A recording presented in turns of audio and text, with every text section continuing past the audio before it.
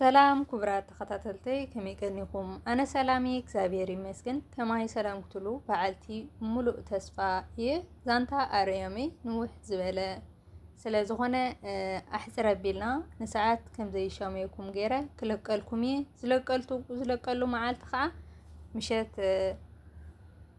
ሶኒና ምሸት ሓሙስ እየ ዝለቀና ኣብ ሶምን ክልተ ግዜ ክለቀልኩም እየ። እስካዕ ትውዳእ ብጣዕሚ ኣዝያ መሃሪትን መሳጢትን ዛንታ እያ። እስካዕ መወዳእታ ሰናይ ምክትታል። ኣርያመይ ካብ ዝሓለፈ ኣርያም ብዛዕባ ሕሉፍ ሂወታ የዕሊላ ምስ ወደት ዳዊት እውን ቀፂሉ ከም ዘዕለላ ኣርያም ብናይ ኣቦ ዳዊት ፃዕርን ጅግንነትን ቀኒኣ ኣቦኻስ ኣቦይ እንተዝኸውን ምስ በለቶ ዳዊት ሰንቢዱ ኣትየሩ ሓፍተይ ክትኮን ማለት ድዩ ኢሉ ምስ ሓተታ ኣርያም ኣብዚ ኢና በፂሕና ነርና። ሳልሳይ ክፋል ከምዚ ይመስል። ኣርያም እዋ ሓፍትኻ ይኸውን ይሄዳ ሰንቢድካ ሓፍትኻ ክኸውን ኣይትደልየንን ኢኻ ዳዊተይ ሓፍትኻ ክኸውን ምምናይ እኮ ፅቡቕ ናይ ኣቦኻ ስለ ዘነቐኒ እየ ኣቦይ ክኸውን ከዓ ተመኒዮ ግን ዳዊተይ ደስ ዝበለካ ይትመስልኒ ኣለኻ። እዚ ዘረባ እንተፀሊኻዮ ክንገድፎ ንኽእል ኢና ማለተይ ገጽካ እንታይ ከም ዝኾነ ብሓንሳብ ተቐይሩ እንተተጋገየ ኣይተሓዘለይ ዳዊት ሓወይ ብምባል ንገጸይ ክተስተውዕለሉ ብምኻላ ከይገረመኒ ተረፈን። ብውኽ መንፈስ ገይረ ድማ ኖ ከምኡ ኣይትበሊ ኣርያመይ ልበይ ካልእ ይፅበ ስለ ዘሎ እየ ሓፍተይ ክትኮኒ ቀበልክዎ እምበር ከማኺ ዓይነት ለባም ሓፍቲ ናይ ኣምላኽ ሰብ ሓፍቲ ክትረክብ እኮ ጸጋ ናይ እግዚኣብሔር እዩ። ግን ኣርያመይ ክንደይ ትውኽ ኢኻ ከምዚ ዓይነት ስምዒት ክስማዓካ ኸ መዓዝ ኣርኪብካሉ ደኣ ከይትብልን እምበር ልበይ ናቱ ክትኮኒ ተመኒኪ ዛንታኺ ከይሰማዕርኹ ርኢ ምስ ኣበልኩ እየ ፈትየኪ። እዚ ዛንታ ናይ ታህዋኽ ናይ ህወኽትን ሕሉፍ ታሪክን ምስ ፈለጥኩ ከዓ እሞ ሓይልኺ ትብዓትኪ ልቦናኺ ኮታስ ኩሉ ነገርኪ ማሪኹኒ ህርየ ሃንደበት ልቦላ ኮይኑኒ ይኽእል እዩ ክኾነኪ ይኽእል እዩ መስለኒ ናይ ሕቶይ ከዓ ሕጂ ሃብኒ ኣይብለክን እየ ግን በጃኺ ኣብ ዓራትኪ ኮይንኺ ብኣይ ክትሓስቢ ጀምሪ። እቲ ትደልዮ ወዲ ኣዳም ክኸውን ኣነ ኣይጽገምን እየ ጥራይ ንሕቶይ ልበይ ክትቅበሊ ድልው ትኹኒ ኢለ ንርእሳ ብሓሳባት ከፋፈልክዎ። ኣርያመይ ቀልጢፋ ክትምልሰለይ ኣይከኣለትን። ኣብ ገለ ሓሳብ ጥሒላ ስቕለት ኣነ ከዓ ገለ ክትብለኒ ስቕኢለ ተጸበኽዋ። ኣብ መንጎና ድማ ዘረባ ዘይብሉ ናይ ምጥምማት ጥራይ ግዜ ኮይኑ ስቕታ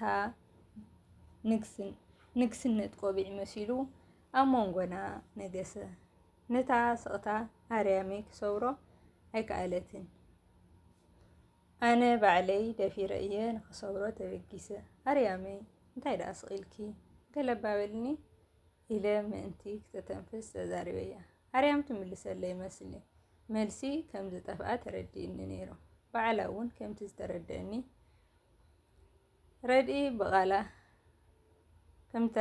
በቓላ እንታይ ኢለ እሞ ዝምልሰልካ እንዲኡ ጠፊእኒ ኣታ ዳዊት ሓወይ ማራ ተውኸን ኣለኻ ሓቂ ክዛረብ ትጽላእ ወዲ ኣይኮንካን ግን ብኸምዚ ትብለኒ ዘለኻ ዓይኒ ኣይጠመጥኩኻን ንኽላለየካ ከም ጀስ ሓወይ ገይረ ክርእየካ ሓደ እዩ ኮይኑ ከም ሓወይ እምበር ከም ኣፍቃርየይ ስለ ዝጠመጥኩኻ ክሓስበሉ ግዜ ከድልየኒ እዩ። ግን ሓደ ነገር ክነግረካ ደባሲ ሕሉፈይ እምበር ሓድሽ ቁስሊ ዝውስኽ ወዲ ከይትኸውን ሓደራ ብምባል ኣቐዲማ ከምዘይጸልአትኒ ሓራይ ከም ትብለኒ ኣንፈት እንዳሃበት እያ ሓደራ ክተሰክመኒ ጀሚራ።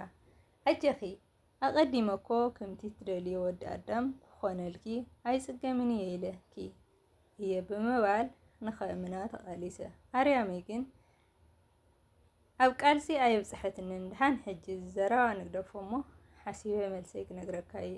ሕጂ ግን ንኺዶ ይኣኽለና ኢለ ንፈላለ ካብቲ ኮፍ መበሊና ተሲእና ተዳለና። ሓራይ ኣርያመይ ገዛእቱ ምስ በልኪ ክድውለልኪ እየ ኢለ ኣብታ ምዕጉርታ ስዒመ ተፋነኽዋ።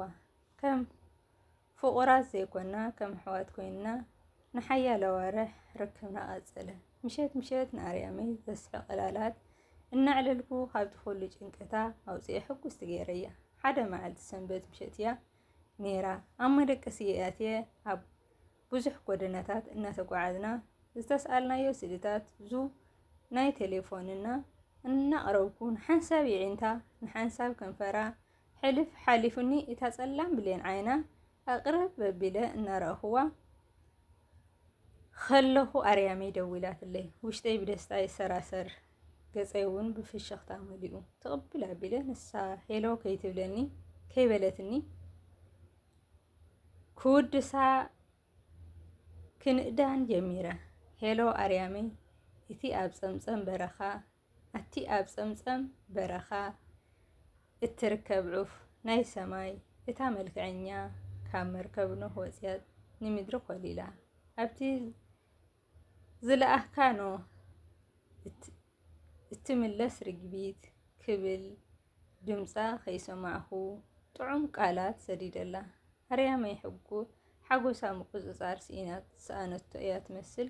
ዳዊተይ ግደፍባ እዛ ልበይ ሓጎስ ምቁፅፃር ስኢናቶ ካፍቲ ቦታ ወፅያ ናብ ዘይትፈልጦ ቦታ ከይትኸይድ ድሓር ከዓ ንስኻ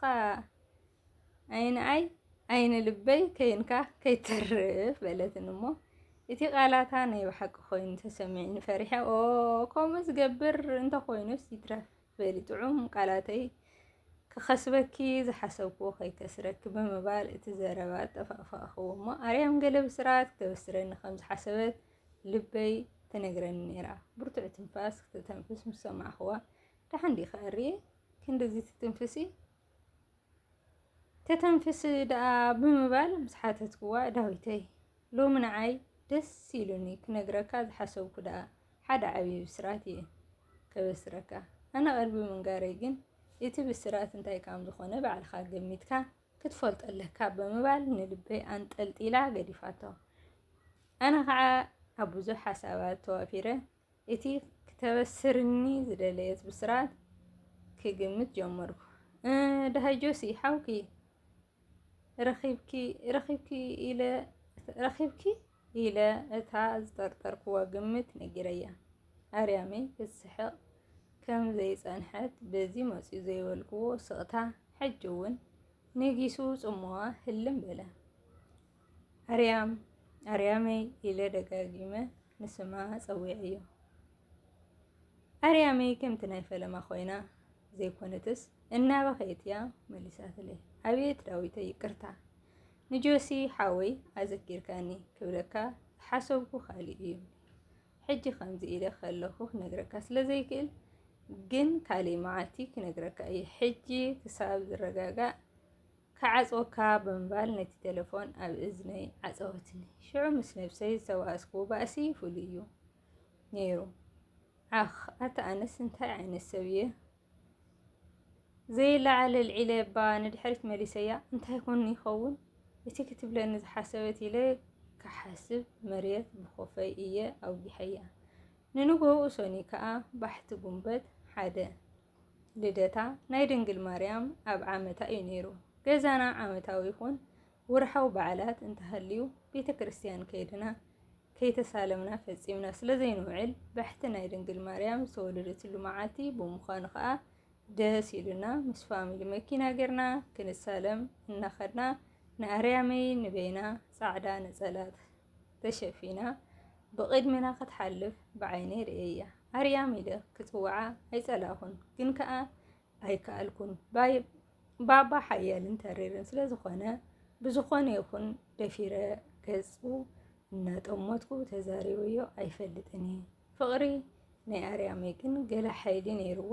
ባባ نبي دلي خايلو انت حتيتني زملسሉ መልሲ ከየዳለኹ ባባ ንዓይ ብዚ ውርደኒ ኢለ ተዛሪቡ ቅድሚ ባባ ናበይ ደሊኻ ኢሉ ምሕታቱ ግን ማማ እያ ናበይ ደሊኻ ኢላ ሓቲታትኒ ንማማ ድሌተይ ክዛረባን ክሓታን ወላ ሓንቲ ኣይፀገመለይን እዩ ነይሩ ማማ ንስኹም ብመኪና ሕለፉ ኣነ ከዓ ብዚ ዝርከብ ሰበለኒ ንዕኡ ረኺበ ከርክበኩም እየ ብምባል ምስ በልክዎም ባባ ገጹ ጠውዩ ትብል ያው ከይበዝሐኩም ኣብ ዘይቋሪፅና ኣለና ቀጻሊ ሐሙስ ክሻዕ ንራኸብ ሰሰናዩ እዚ ዛንታ ብዙሕ ትምህርቲ ብዙሕ ዓይነት ሓሳባት ክትወስድሉ ተስፋ ይገብር ክሳዕ ሕዚ ዝነበረና ጸኒሒት ነዚ ይመስል ስጋዕ ብኻሊእ ቪድዮ ንራኸብ ሰሰናዩ ኣዝየ ዝፈትወኩም